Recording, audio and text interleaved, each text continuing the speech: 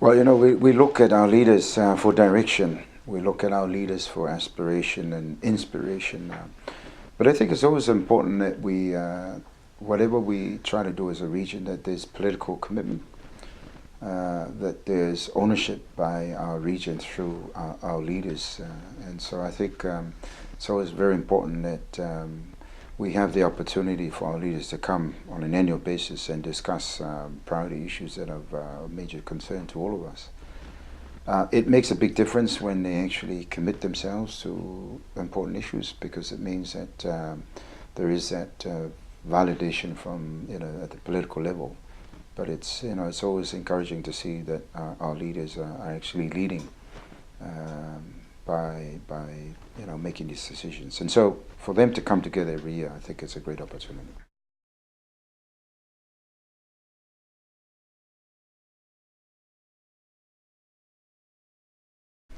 We carry the tag that we're not small islands, but we're big ocean islands, and I think that narrative, Blue Pacific narrative, gives a sense of identity for us. It rather than separates us, I think it actually connects us, gives a sense of purpose, a sense of identity.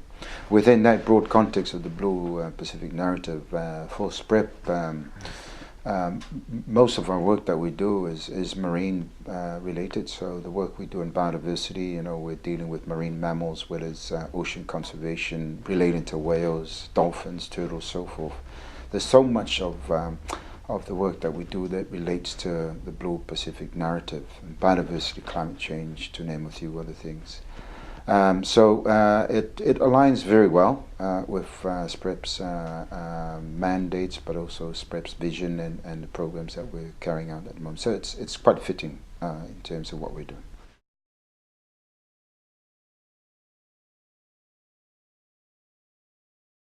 So one of the important decisions that was made by leaders was their commitment to ban single-use plastics and styrofoam.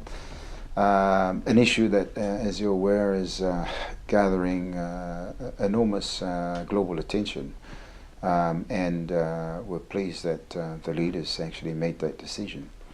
SPREP has followed that up. In fact, 2 weeks after the leaders' meeting, we met as the membership of SPREP, and the members made a decision to ban microbeads. So in addition to the leaders' commitment, there have been other decisions that have been made by the SPREP constituency that actually enhance that decision by the leaders. There's also been a ban on asbestos as well. So I mean, there's various sectoral work that has been done that actually reinforces that decision and commitment by leaders. I'm glad to say that a lot of our countries have taken it on board. And they're now moving towards putting in place an enabling environment in terms of policy framework legislation. And then, of course, the need to have technical options, solutions to plastics as an alternative. These are important things that are happening right now. But I'm glad to say that there's already a momentum, there's progress, and the countries are moving towards achieving the leaders' vision in terms of Blue Pacific narrative that entails a Pacific that's free of plastics.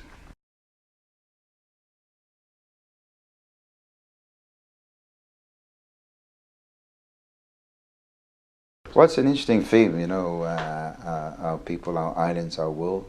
I think that it's always good to remember that the end point of the work that we do, whether it be SPREP or any of the other regional organizations, the input must be people. If it's not benefiting our communities, if it's not adding value to our people, then we need to be rethinking our strategy and our actions.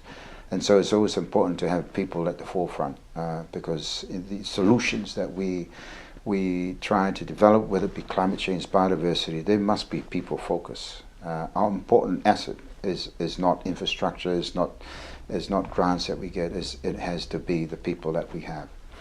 And then islands, of course, if we have strong people, that means that we will have strong islands. And strong islands means that we're able to determine our own destiny, we're able to articulate our own vision.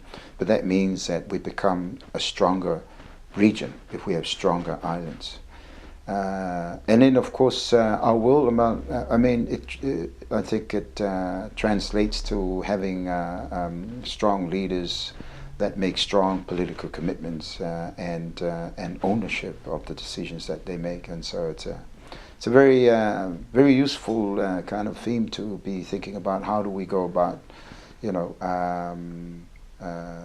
developing policies and doing actions that is going to benefit our people, our islands, and obviously backed up by political commitment by our leaders.